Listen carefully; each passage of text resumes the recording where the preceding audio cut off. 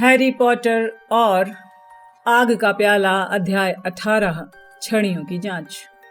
जब हैरी रविवार की सुबह जागा तो एक पल के लिए उसे याद नहीं आया कि वो इतना दुखी और चिंतित क्यों था। फिर पिछली रात की घटनाएं उसके दिमाग में ताज़ा हो गईं। उसने उठकर अपने पलंग के पर्दे खोल दिए। वो रॉन से बात करना चाहता था, लेकिन रॉन पलंग पर नहीं था। स्पष्ट था वो नाश्ता करने के लिए नीचे चला गया था।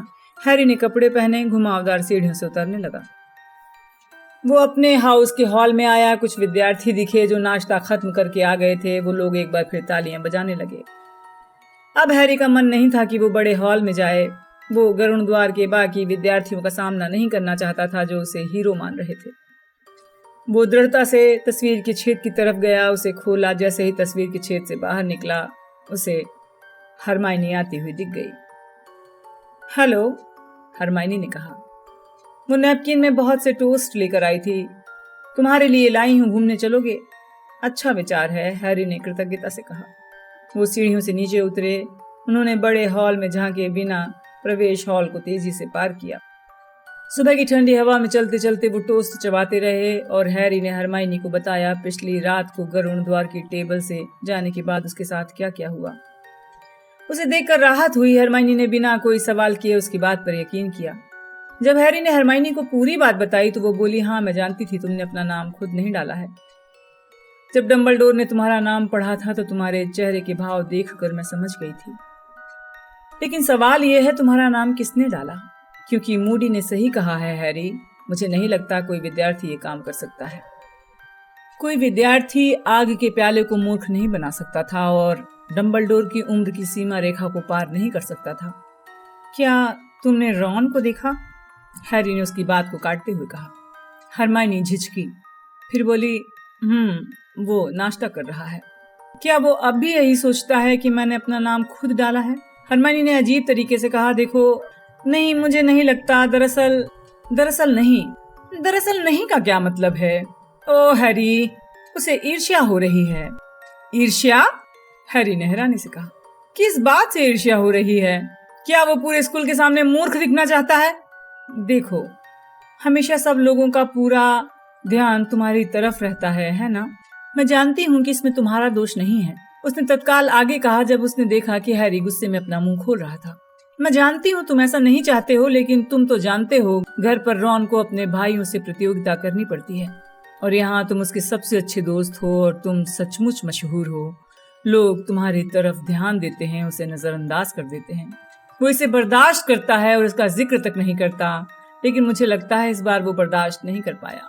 बहुत अच्छे, सचमुच बहुत अच्छे, हैरी ने कटुता से कहा। उसे मेरी तरफ से बता देना कि वो जब चाहे मुझसे जगह बदल सकता है। उसे बता देना अगर वो चाहता है कि लोग उसके माथे के निशान को देखकर हर समय घूरें तो उसका स्वागत है। मैं उसे कुछ नहीं बताऊंगी, तुम खुद ही उसे बता देना। यही इस मामले को सुलझाने का इकलौता तरीका है, हरमाइनी ने झिड़कते हुए कहा। मैं उसे समझाने के लिए उसके पीछे नहीं भागता फिरूंगा। उसे बच्चों जैसी हरकतें नहीं करनी चाहिए। हैरी इतनी जोर से बोला कि पास वाले पेड़ के कई सारे उल्लू डर कर उड़ गए। शायद उसे मेरी बात पर तब यकीन होगा जब मेरी गर्दन टूट जाएगी। ये मजाक की बात नहीं है, हरमाइनी ने धीरे से कहा। ये बिल्कुल भी मजाक की बात नहीं है। वो बहुत तनावग्रस्त दिख रही थी। हैरी, मैं सोच रही हूँ, तुम जानते हो हमें क्या करना चाहिए? हम जैसे ही महल में लौटते हैं तो सबसे पहले हमें क्या करना चाहिए? हाँ, मैं जानता हूँ कि हमें क्या करना चाहिए। रॉन को कसकर एक लात मारनी चाहिए। सीरियस को चिट्ठी लिखना चाहिए। तुम्हें उसे बताना ही चाहिए कि क्या हुआ है। उसने तुमसे कहा था तुम उसे हॉगवर्ट्स में होने वाली हर घटना की जानकारी दोगे। ऐसा लग रहा है जैसे उसे इसी घटना का अंदेशा था। मैं चर्म पत्र और कलम लेकर आई हूँ। छोड़ो भी, हैरी ने चारों तरफ देखकर तसल्ली की कि उसकी बात कोई सुन तो नहीं रहा, लेकिन मैदान पूरी तरह से खाली था। मेरे निशान के दुखने की बात सुनकर वो लौट आया है। अब अगर मैं उसे ये बताऊंगा किसी ने मेरा नाम जादूगरी के त्रिकोणीय टूर्नामेंट में डाल दिया है तो वो धड़धड़ाता हुआ महल में चला आएगा। वो तुम्हारे मुंह से ही खबर सुनना चाहेगा। वैसे उसे ये बात पता ही चल जाएगी, हरमाइनी ने गंभीरता से कहा। कैसे? हैरी, ये खबर दबी नहीं रहेगी। ये टूर्नामेंट मशहूर है और तुम भी मशहूर हो। मुझे सचमुच हैरानी होगी अगर दैनिक जादूगर में तुम्हारे टूर्नामेंट में हिस्सा लेने के बारे में खबर न छपे। तुम्हारा नाम पहले ही तुम जानते हो कौन पर लिखी गई आधी किताबों में है और सीरियस ये खबर तुमसे सुनना चाहेगा। मैं जानती हूँ वो तुमसे ही सुनना चाहेगा। ठीक है, मैं उसे चिट्ठी लिख दूंगा, हैरी ने टोस्ट का आखिरी टुकड़ा झील में फेंकते हुए कहा। उन दोनों ने देखा टोस्ट का टुकड़ा एक पल के लिए तो पानी में तैरा, फिर पानी में एक बड़ा सा पंजा बाहर निकला और उस टुकड़े को पानी की सतह के नीचे ले गया। वो महल लौट गए। मैं चिट्ठी भेजने के लिए किसके उल्लू का इस्तेमाल करूं? हैरी ने सीढ़ियां चढ़ते समय कहा। उसने हेडविग को दोबारा भेजने से मना किया था। रॉन से पूछ लो कि क्या तुम उसके उल्लू। मैं रॉन से किसी चीज के बारे में नहीं पूछना चाहता, हैरी ने सपाट अंदाज में कहा। तो फिर स्कूल के किसी उल्लू के माध्यम से चिट्ठी भेज दो, उनका इस्तेमाल कोई भी कर सकता है। वो उल्लू घर में गए। हरमाइनी ने हैरी को चर्म पत्र, कलम और स्याही की बोतल दी। फिर वो बहुत से उल्लुओं के बीच से होते हुए आगे बढ़े। हैरी एक दीवार से टिक कर बैठ गया, चिट्ठी लिखने लगा। प्रिय सीरियस, तुमने मुझसे कहा था मैं तुम्हें हॉगवर्ट्स में होने वाली हर घटना के बारे में बताऊं, इसलिए सुनो।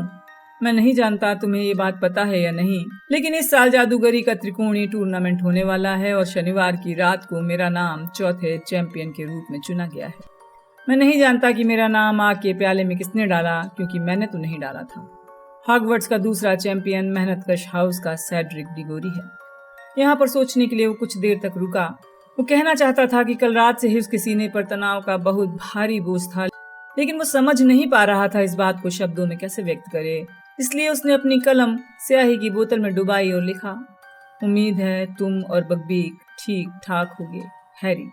लिख ली, उसने खड़े होते हुए हरमाइनी से कहा। अपने दुशाले में लग गए, तिनके साफ किए। ये सुनते ही हेडविग उड़कर आई, उसके कंधे पर बैठ गई, चिट्ठी बंधवाने के लिए पैर आगे बढ़ा दिया। मैं तुम्हें नहीं भेज सकता, मुझे इनमें से किसी को भेजना होगा, हैरी ने उससे कहा। हेडविग जोर से चीखी और इतने झटके से उड़ी कि उसके पंजे हैरी के कंधे में चुभ गए। जब हैरी एक बड़े करेल उल्लू के पैर में अपनी चिट्ठी बांध रहा था तो हेडविग उसे घूर रही थी। करेल उल्लू के उड़ने के बाद हैरी हेडविग को थपथपाने के लिए आगे बढ़ा, लेकिन उसने अपनी चोंच इतनी तेजी से कुटकुटाई और दूर जाकर बैठ गई। पहले रॉन और अब तुम, इसमें मेरी कोई गलती नहीं है, हैरी ने गुस्से से कहा। अगर हैरी ने ये सोचा था कि कुछ समय बाद स्थितियां सुधर जाएंगी और बाकी विद्यार्थी भी उसे चैंपियन मान लेंगे, तो अगले दिन ही उसे पता चल गया वो गलत सोच रहा था।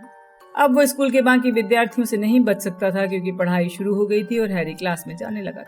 स्पष्ट था गरुड़द्वार के विद्यार्थियों की तरह स्कूल के बाकी विद्यार्थी यही सोच रहे थे कि हैरी ने टूर्नामेंट में अपना नाम खुद डाला है। गरुड़द्वार के विद्यार्थियों की तरह बाकी विद्यार्थी इस बात से प्रभावित या खुश नहीं थे।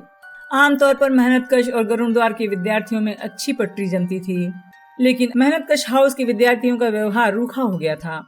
जड़ी बूटी विज्ञान की एक ही क्लास में ये पता चल गया था। मेहनतकश के विद्यार्थियों को लग रहा था कि हैरी ने उनके चैंपियन की शोहरत पर डाका डाल दिया है। हालांकि अर्नी मैकमिलन और जस्टिन फिंच फ्लेचली के साथ हैरी के आमतौर पर अच्छे संबंध थे, लेकिन आज उन्होंने उससे बात तक नहीं की। रॉन भी हैरी से बातचीत नहीं कर रहा था। हरमाइनी उन दोनों के बीच बैठी थी, बातचीत करने की कोशिश कर रही थी। हालांकि दोनों ही उसकी बात का सामान्य जवाब दे रहे थे, लेकिन एक दूसरे से नजरें नहीं मिला रहे थे। हैरी को लगा शायद प्रोफेसर स्प्राउट भी उससे थोड़ा रूखा व्यवहार कर रही थी, लेकिन वो मेहनतकश हाउस की प्रमुख थी। सामान्य परिस्थितियों में हैग्रिड से मिलकर उसे खुशी होती थी। चैंपियन बनने के बाद पहली बार उन लोगों से उसका सामना होगा। जैसे कि उम्मीद थी, मेलफॉय अपनी चिर परिचित व्यंग्यात्मक मुस्कान के साथ हैग्रिड के केबिन में गया। जैसे ही हैरी के पास पहुंचा, उसने क्रैब और गोयल से कहा, ओह, सभी लोग चैंपियन को देख लो।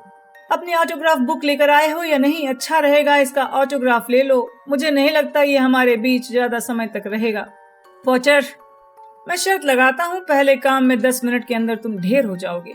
क्रैब और गोयल चमचागिरी करते हुए खी खी करने लगे। मेलफॉय आगे कुछ नहीं बोला, क्योंकि हैग्रिड अपने कैबिन से निकल आया था। वो बहुत सारे बक्से लेकर आ रहा था, जिनमें से हर एक में एक बहुत बड़ा विस्फोटक अग्निडंक था। विद्यार्थी दहशत में आ गए जब हैग्रिड ने उन्हें बताया कि विस्फोटक अग्निडंक एक दूसरे को इसलिए मार रहे हैं क्योंकि उनकी प्रबल ऊर्जा का इस्तेमाल नहीं हो रहा है।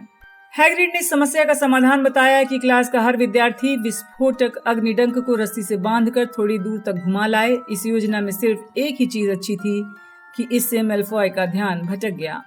इस चीज को घुमाने ले जाएं? उसने हिकारत से कहा। और हम रस्सी कहाँ बांधेंगे?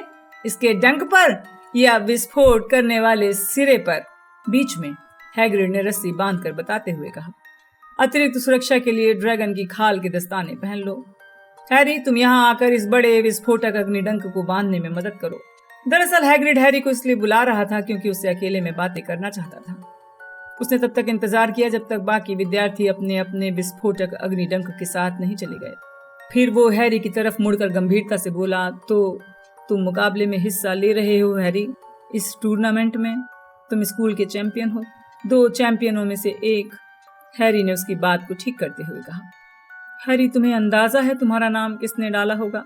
हैरी ने हैग्रिड के शब्दों को सुनकर कृतज्ञता से कहा, तो तुम्हें यकीन है कि मैंने ऐसा नहीं किया? जाहिर है हमें यकीन है। तुम कहते हो कि तुमने ऐसा नहीं किया तो हमें तुम्हारी बात पर यकीन है, और डंबलडोर को भी तुम पर यकीन है। हमारे लिए बस इतना ही काफी है। हैरी ने कटुता से कहा, काश मैं जानता ये काम किसने किया है। वे दोनों घास के मैदान की तरफ देखने लगे। विद्यार्थी दूर दूर बिखर गए थे और बड़ी मुश्किल में दिख रहे थे। विस्फोटक अग्निडंक अब 3 फुट से ज्यादा लंबे हो चुके थे और ताकतवर भी। अब वो बेरंग और खोल रहित नहीं थे। उनके शरीर पर मोटा भूरा चमकदार कवच बन चुका था। वो विशाल बिच्छुओं और लंबे घोंघों की संकर नस्ल के प्राणी दिख रहे थे। उन्हें काबू में रखना बहुत मुश्किल था। हैग्रिड ने खुशी से कहा, ऐसा लगता है उन्हें मजा आ रहा है। हैरी को लगा कि वो विस्फोटक अग्निडंकों के बारे में बात कर रहा होगा, क्योंकि उसके साथियों को तो निश्चित रूप से मजा नहीं आ रहा था। कभी कभार विस्फोटक अग्निडंक के एक सिरे में विस्फोट होता था, जिससे जोरदार धमाका होता और अग्निडंक कई गज आगे उछल जाता। हमें मालूम नहीं हैरी, हैग्रिड ने अचानक आह भरी और उसे चिंतित भाव से देखते हुए कहा, तुम स्कूल के चैंपियन बन गए, हर चीज तुम्हारे साथ ही क्यों होती है? हैरी ने इस बात का जवाब नहीं दिया। हाँ, हर चीज उसी के साथ होती थी। कमोबेश यही बात हरमाइनी ने झील के पास घूमते समय कही थी। अगले कुछ दिन हॉगवर्ट्स में हैरी के सबसे बुरे दिन थे। इससे मिलता जुलता अनुभव उसे अपने सेकेंड ईयर में तब हुआ था जब स्कूल के ज्यादातर लोग उसे अपने साथी विद्यार्थियों पर हमला करने वाला मान रहे थे, लेकिन रॉन उसके साथ था। हैरी ने सोचा अगर रॉन की इससे दोबारा दोस्ती हो जाती तो वो बाकी विद्यार्थियों के व्यवहार को बर्दाश्त कर सकता था। बहरहाल अगर रॉन दोस्ती नहीं रखना चाहता तो वह भी उसे नहीं मनाना चाहता, लेकिन वो बहुत अकेलापन महसूस कर रहा था क्योंकि उसे चारों तरफ से नफरत और ताने मिल रहे थे। इस दौरान सीरियस का कोई जवाब नहीं आया। हेडविग उसके आसपास भी नहीं भटक रही थी। प्रोफेसर ट्रेलॉनी उसकी मौत की भविष्यवाणियां अब भी जोर शोर से कर रही थी, और उसने प्रोफेसर फ्लिटविक की आवाहन सम्मोहन की क्लास में इतना बुरा प्रदर्शन किया कि उन्होंने उसे अतिरिक्त होमवर्क दे दिया था। उस क्लास में नेविल के अलावा सिर्फ उसी को अतिरिक्त होमवर्क मिला था। हरमाइनी को आवाहन सम्मोहन में कोई दिक्कत नहीं आई। वो क्लास में पूरे समय सामान उड़ाकर अपने पास बुलाती रही। ऐसा लग रहा था जैसे वो कोई चुंबक हो जिसकी तरफ डस्टर, वेस्ट पेपर, बास्केट, चंद्रदर्शक उड़े चले आ रहे थे। हरमाइनी ने हैरी को तसल्ली देते हुए कहा, आवाहन सम्मोहन इतना मुश्किल नहीं है हैरी, तुम सिर्फ ध्यान नहीं केंद्रित कर रहे हो। क्या पता ऐसा क्यों था, हैरी ने कहा जब सेड्रिक डिगोरी उसके पास से गया, जिसे बहुत सी दांत निकालती लड़कियों ने घेर रखा था। आज दोपहर को जादुई काढ़े के 2 पीरियड हैं, इससे अच्छी बात और क्या हो सकती है। काढ़े के लगातार 2 पीरियड हमेशा भयानक होते थे। इन दिनों ये किसी भयंकर सजा से कम नहीं थे। तहखाने में 1.5 घंटे तक स्नैप और नाग शक्ति के विद्यार्थियों से घिरे रहने का विचार भी भयावह था। उसने पिछले शुक्रवार को उन सभी के ताने झेले थे जब हरमाइनी उसकी बगल में बैठकर धीरे धीरे बोलती जा रही थी, ध्यान मत दो, ध्यान मत दो, ध्यान मत दो। और हैरी को आशंका थी कि आज भी हालात बेहतर नहीं होंगे। जब वो और हरमाइनी लंच के बाद स्नैप के तहखाने के सामने पहुंचे तो देखा नाग शक्ति के विद्यार्थी बाहर इंतजार कर रहे हैं। उन सभी ने अपने दुशाले के ऊपर एक बड़ा बैज लगा रखा था। एक पल के लिए तो हैरी को लगा कि वो SPEW के बैज थे, लेकिन फिर उसने देखा कि उन सभी पर चमकते लाल अक्षरों में लिखा था, सेड्रिक डिगोरी असली हीरो है, वो हॉगवर्ट्स का असली चैंपियन है। पसंद आया पॉटर? हैरी के पास जाने पर मेलफॉय जोर से बोला। इतना ही नहीं है, इसे आगे देखो।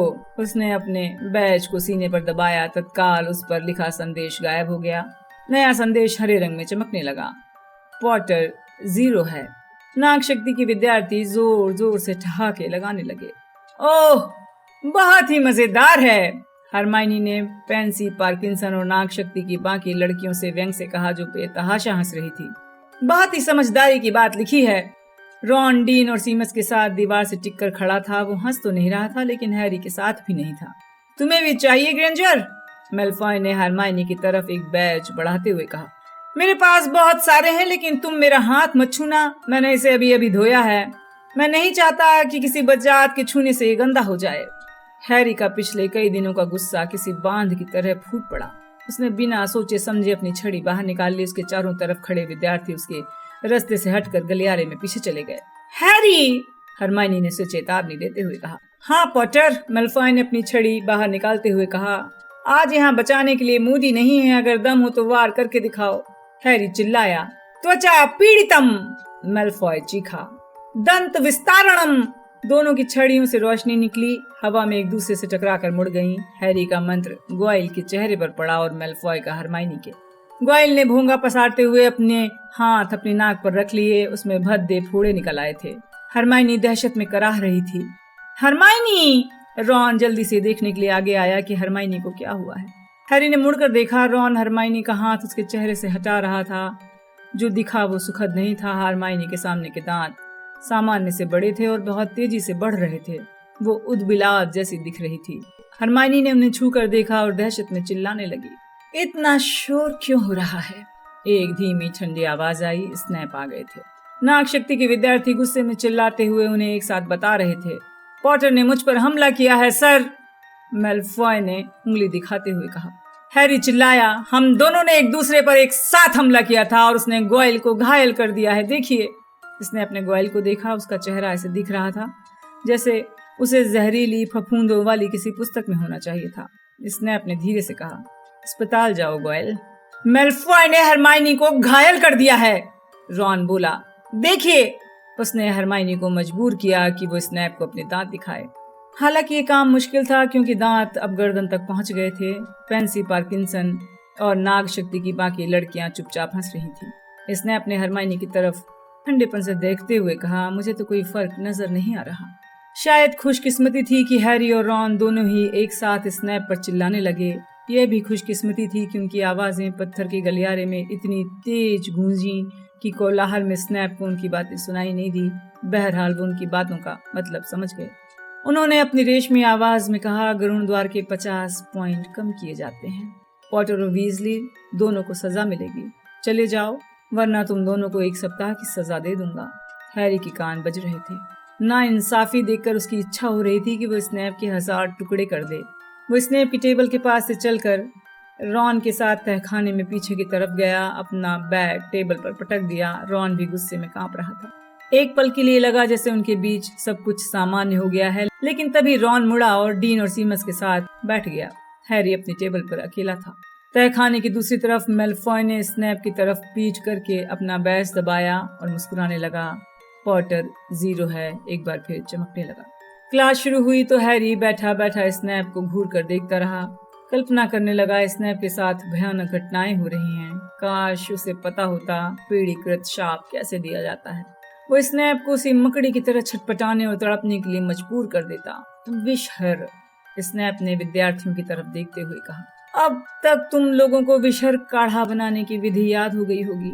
हम क्लास के आखिर में किसी विद्यार्थी को चुनेंगे और उस पर काढ़े की जांच करेंगे। स्नैप की नजरें हैरी पर टिक गई थी। हैरी समझ गया था क्या होने वाला है। स्नैप उसे जहर देने वाले थे।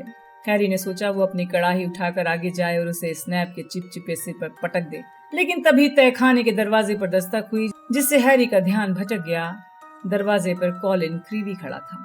कमरे में धीरे से अंदर आया, हैरी की तरफ देखकर मुस्कुराया और फिर आगे जाकर स्नैप की डेस्क के पास पहुंच गया। क्या है? स्नैप ने रूखेपन से कहा। सर, हैरी पॉटर को ऊपर की मंजिल पर बुलाया गया है। स्नैप ने अपनी मुड़ी नाक के ऊपर से कॉलिन को घूर कर देखा। कॉलिन के उत्सुक चेहरे से मुस्कुराहट गायब हो गई। पॉटर को अभी 1 घंटे पढ़ाई करनी है, स्नैप ने ठंडेपन से कहा। क्लास खत्म होने पर वो आ जाएगा। कॉलिन का चेहरा गुलाबी हो गया। उसने घबराते हुए कहा, सर मिस्टर बैगमैन ने उसे बुलाया है। सभी चैंपियंस को जाना है। मुझे लगता है फोटो खिंचवाने हैं। हैरी को कॉलिन के ये आखिरी शब्द अच्छे नहीं लगे। इसे रोकने के लिए वो अपना सब कुछ दे सकता था। उसने धीरे से रॉन की तरफ देखा, लेकिन रॉन छत की तरफ देख रहा था। स्नैप ने कहा, ठीक है पॉटर, सामान छोड़कर जाओ। मैं चाहता हूँ तुम लौट कर आओ ताकि मैं तुम पर तुम्हारे विषहर काढ़े की जांच कर सकूं। प्लीज सर, उसे अपना सामान लेकर जाना है, कॉलिन ने चूं चूं करती आवाज में कहा। सभी चैंपियन, ठीक है, पॉटर, अपना बैग उठाओ और मेरी नजरों के सामने से दफा हो जाओ। हैरी ने अपना बैग कंधे पर लटकाया, दरवाजे की तरफ बढ़ गया।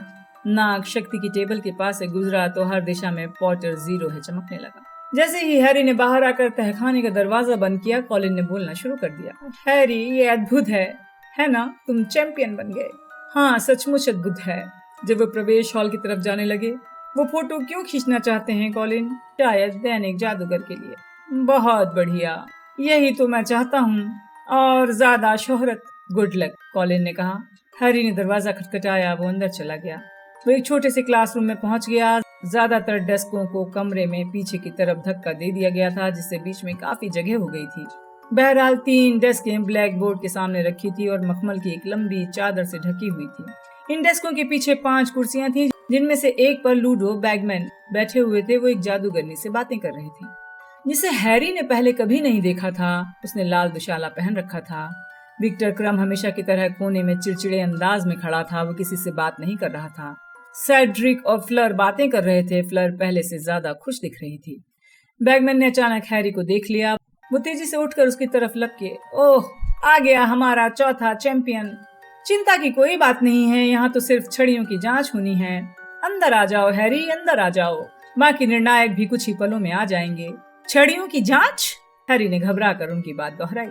हम जांच करेंगे कि तुम्हारी छड़ियां ठीक से काम कर रही हैं या नहीं। देखो, छड़ी के साथ कोई समस्या नहीं होना चाहिए। वो आगे के कामों में तुम्हारा सबसे महत्वपूर्ण हथियार है। ऊपर की मंजिल पर विशेषज्ञ अभी डंबलडोर से बात कर रहा है और फिर फोटो खींचेंगे। ये रीटा स्कीटर है। उन्होंने लाल दुशाले वाली जादूगरनी की तरफ इशारा करते हुए कहा। ये दैनिक जादूगर के लिए टूर्नामेंट पर एक छोटा सा लेख लिखने वाली है। शायद उतना भी छोटा नहीं लूडो, रीटा स्कीटर ने हैरी को देखते हुए कहा। रीटा स्कीटर के बाल बड़े बड़े घुंघराले छल्लों में जमे हुए थे, जो उसके भारी जबड़े वाले चेहरे पर अजीब लग रहे थे। उसने रत्न जड़ित चश्मा पहन रखा था। मैं सोच रही थी कि क्या ये काम शुरू होने से पहले मैं हैरी से 2 मिनट बात कर सकती हूँ। उन्होंने बैगमैन से पूछा, लेकिन उनकी आंखें अभी हैरी पर टिकी हुई थी। सबसे छोटा चैंपियन, है ना? लेख को थोड़ा दिलचस्प बनाने के लिए। निश्चित रूप से, बैगमैन चिल्लाए। यानी अगर हैरी को कोई आपत्ति ना हो। बहुत बढ़िया, रीटा स्कीटर बोली, और एक पल में ही उसकी लाल नाखूनों वाली उंगलियों ने हैरी की बांह को सख्ती से पकड़ लिया। वो उसे कमरे के बाहर ले गई और पास वाले एक दरवाजे के अंदर कर दिया। हम उतने शोर शराबे में बात नहीं कर सकते, चलो देखते हैं। ओह हाँ, ये काफी अच्छी और शांत जगह है। ये झाड़ुओं की अलमारी है। हैरी ने रीटा स्कीटर को घूर कर देखा। चलो ठीक है, बहुत बढ़िया। रीटा स्कीटर ने एक उल्टी बाल्टी पर बैठते हुए और हैरी को धक्का देकर एक कार्डबोर्ड बॉक्स पर बिठा दिया। दरवाजा बंद कर दिया। अंधेरा हो गया। अच्छा, अब देखते हैं। उसने अपने मगरमच्छ के खाल वाले हैंडबैग को खोलकर उसमें से कुछ मोमबत्तियां निकाली और अपनी छड़ी लहराकर उन्हें जलाने लगी। मोमबत्तियों को जादू से हवा में उठा दिया ताकि वहां पर उजाला हो जाए। हैरी, अगर मैं तीव्र कथन कलम का इस्तेमाल करूं तो तुम्हें कोई दिक्कत तो नहीं होगी? इससे मैं तुमसे आराम से बात कर सकती हूँ। क्या? हैरी ने पूछा। रीटा स्कीटर की मुस्कान चौड़ी हो गई। हैरी ने उसके मुंह में सोने के 3 दांत देखे। उन्होंने एक बार फिर मगरमच्छ की खाल वाले बैग में हाथ डाला और उसमें से एक लंबी हरी कलम और चर्मपत्र का रोल बाहर निकाल लिया। चर्मपत्र के रोल को उन्होंने मिसेस स्कोवर के दाग धब्बे साफ करने वाले बहुउपयोगी जादुई पाउडर के संदूक पर फैला दिया।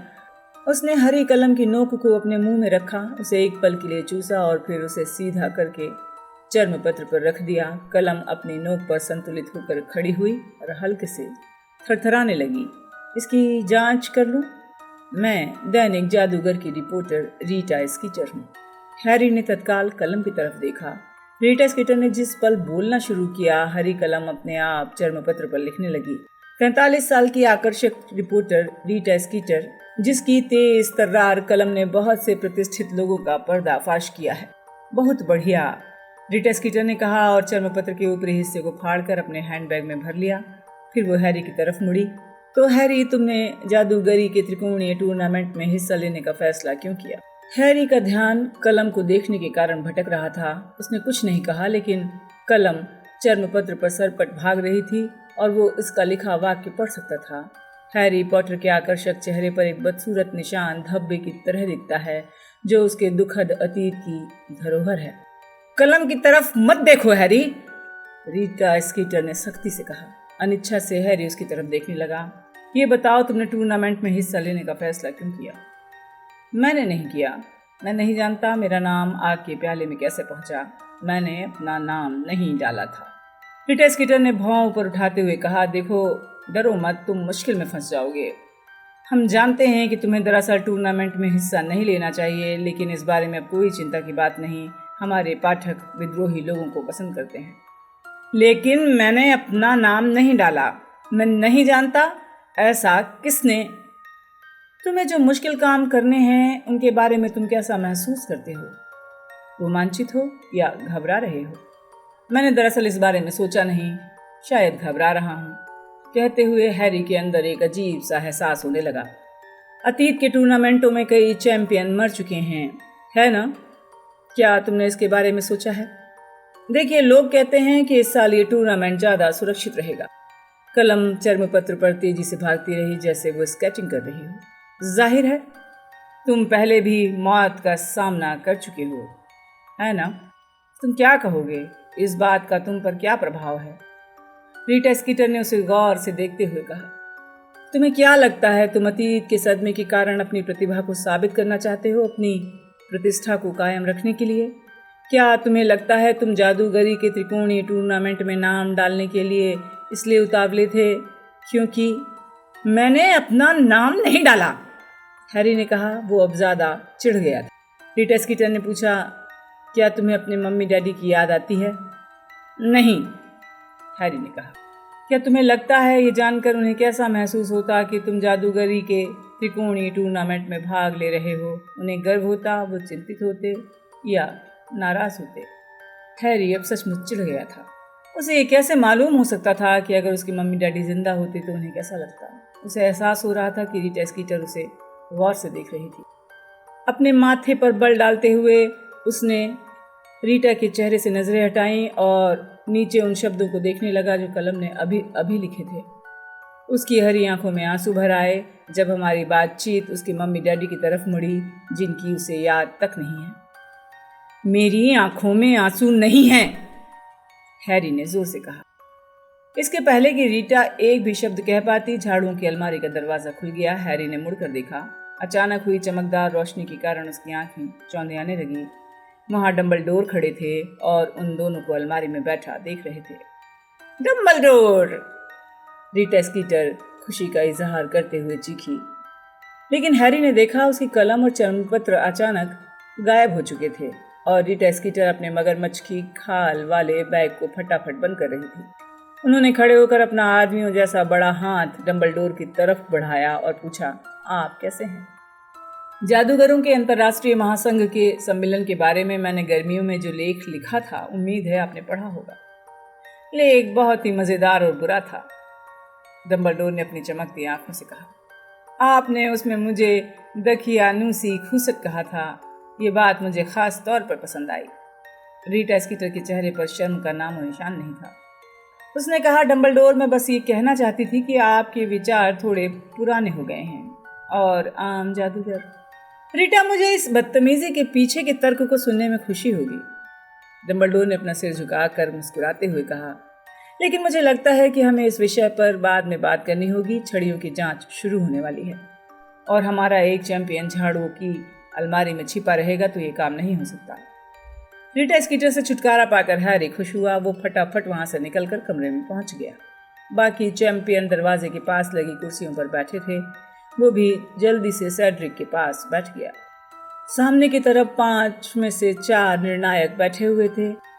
रीटा स्कीटर एक कोने में बैठ गई। हैरी ने देखा उसने अपना बैग और अपना चर्मपत्र दोबारा बाहर निकाला और अपने घुटने पर फैला लिया और अपनी तीव्र कथन कलम को चूस कर उसका एक सिरा एक बार फिर चर्मपत्र पर रख दिया। डंबलडोर ने बाकी निर्णायकों के पास बैठकर चैंपियन से कहा, अब मैं मिस्टर ओलिवेंडर से आपका परिचय कराता हूँ। वो आप लोगों की छड़ियों की जांच करेंगे और इस बात की तसल्ली करेंगे कि वो टूर्नामेंट से पहले अच्छी हालत में है। मिस डेलाकोर, सबसे पहले आप आए, मिस्टर ओलिवेंडर ने कमरे के बीच की खाली जगह में कदम रखते हुए कहा। फ्लर डेलाकोर मिस्टर ओलिवेंडर के पास गई और उन्हें अपनी छड़ी थमा दी। मिस्टर ओलिवेंडर ने कहा और अपनी छड़ी को अपनी लंबी उंगलियों में डंडे की तरह घुमाया। छड़ी से गुलाबी सुनहरी चिंगारियां निकलने लगी। फिर उन्होंने उसे अपनी आंखों के करीब रखकर गौर से देखा। 9.5 इंच लंबी कठोर रोजवुड और इसमें है मृत मोहिनी का बाल। फ्लर ने कहा, मेरी दादी का है। हैरी ने सोचा तो फ्लर कुछ हद तक मोहिनी है। उसने ये भी सोचा कि वो रॉन को ये बात जरूर बताएगा, लेकिन फिर उसे याद आया कि रॉन की और उसकी बोलचाल बंद है। हाँ, मिस्टर ओलिवेंडर ने कहा, मैंने अपनी छड़ियों में कभी मोहिनी के बाल का इस्तेमाल नहीं किया है। मुझे लगता है इससे छड़ियाँ थोड़ी चंचल हो जाती हैं। बहरहाल, अगर तुम्हें ये जमती है तो कोई दिक्कत नहीं है। मिस्टर ओलिवेंडर ने अपनी उंगलियां छड़ी पर घुमाकर जांच की। उस पर कोई खरोंच या उभार तो नहीं है। फिर वो बुदबुदाए, पुष्पितो। छड़ी की नोक से फूलों का गुच्छा बाहर आ गया। बहुत बढ़िया, बहुत बढ़िया, ये ठीक हालत में है। मिस्टर ओलिवेंडर ने फूलों को समेटा, उन्हें छड़ी के साथ फ्लर को दे दिया। मिस्टर डिगोरी, अब आपकी बारी है। फ्लर अपनी सीट पर लौट गई और सेड्रिक के पास से गुजरते हुए मुस्कुराई। जब सेड्रिक ने मिस्टर ओलिवेंडर को छड़ी दी तो उन्होंने थोड़े ज्यादा उत्साह से कहा, ओह, ये तो मेरी बनाई हुई है ना? हाँ, मुझे अच्छी तरह याद है। इसमें एक बेहतरीन नर यूनिकॉर्न की पूंछ का एक बाल है। वो 17 हाथ लंबा होगा। जब मैंने उसकी पूंछ का बाल खींचा तो उसने मुझे सींग मारकर लहूलुहान कर दिया था। 12.25 इंच, ऐश लकड़ी, थोड़ी लचकदार। ये अच्छी हालत में दिख रही है। क्या तुम इसकी नियमित देखभाल करते हो? कल रात को ही पॉलिश की है, सेड्रिक ने मुस्कुराते हुए कहा।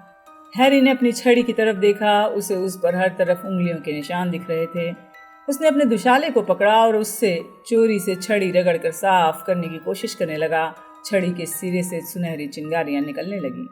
जब फ्लर डेलाकोर ने उसे बड़प्पन भरे अंदाज में देखा तो हैरी ने कोशिश छोड़ दी।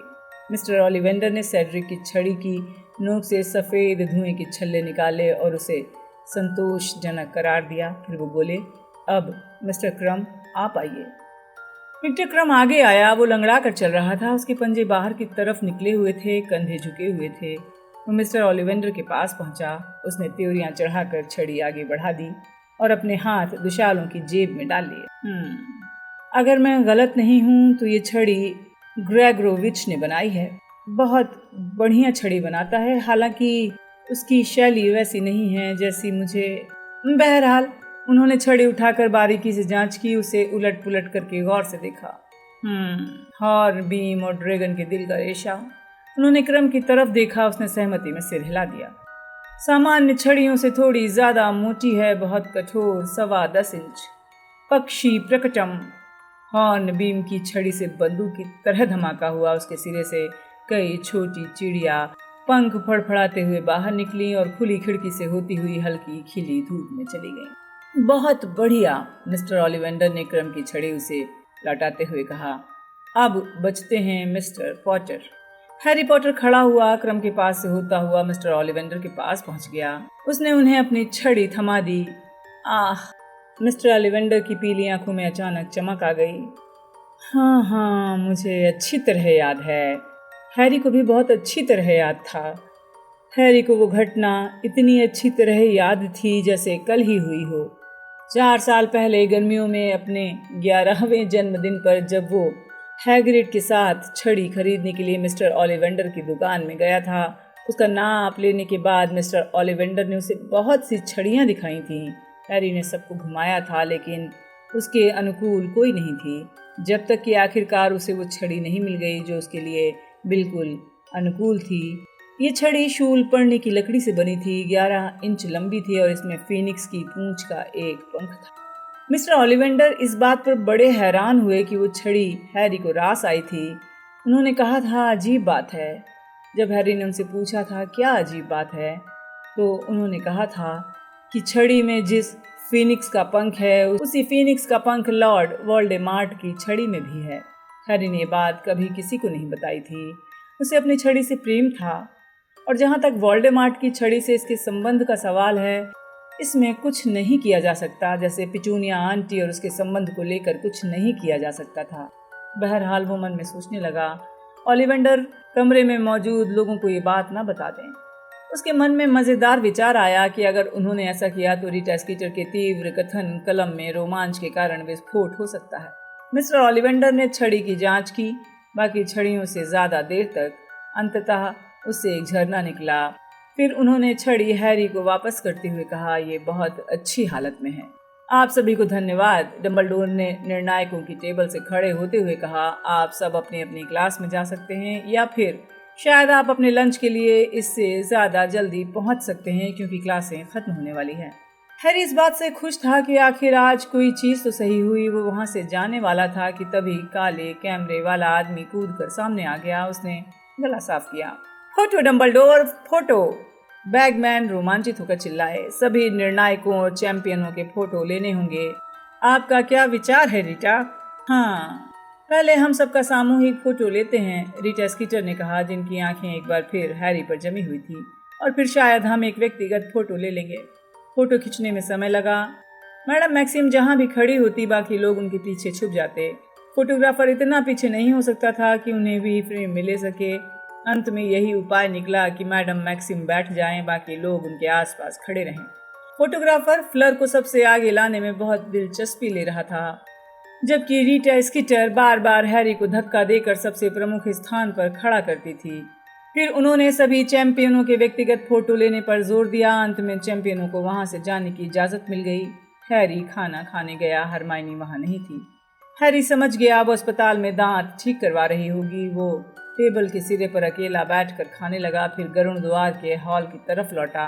वो सोचता जा रहा था कि उसे आवाहन सम्मोहन का कितना सारा अतिरिक्त होमवर्क करना है। अपने कमरे में पहुंचने पर वो रॉन के पास से निकला। जैसे ही अंदर पहुंचा, रॉन बोला, तुम्हारे लिए उल्लू आया है। उसने हैरी की तकिए की तरफ इशारा किया। स्कूल का करैल उल्लू वहां पर इंतजार कर रहा था। ओह ठीक है, हैरी ने कहा, और स्नैप हमें कल रात को तहखाने में सजा देंगे, रॉन ने कहा। इसके बाद वो कमरे के बाहर चला गया। उसने हैरी की तरफ देखा तक नहीं। हैरी ने सोचा क्या वो उसके पीछे जाए। वो तय नहीं कर पा रहा था कि उससे बात करना चाहता है या उसे मारना चाहता है। दोनों ही विचार बहुत आकर्षक थे, लेकिन सीरियस के जवाब का आकर्षण उनसे ज़्यादा प्रबल था। हैरी ने करेल उल्लू की तरफ कदम बढ़ाए। उसके पैर से चिट्ठी खोली और पढ़ने लगा। हैरी, मैं जो कहना चाहता हूँ वो इस चिट्ठी में नहीं लिख सकता। खतरनाक है, क्योंकि उल्लू को रास्ते में पकड़ा जा सकता है। हमें आमने सामने बात करनी होगी। क्या तुम गरुड़ द्वार हॉल में 22 और 23 नवंबर के बीच की रात को 1 बजे अंगीठी के सामने अकेले रह सकते हो? मैं बहुत अच्छी तरह जानता हूँ कि तुम अपना ध्यान रख सकते हो। वैसे भी जब डंबलडोर और मूडी तुम्हारे आसपास हैं तो मुझे नहीं लगता तुम्हें कोई नुकसान पहुँचा पाएगा। बहरहाल कोई बहुत अच्छी कोशिश कर रहा है।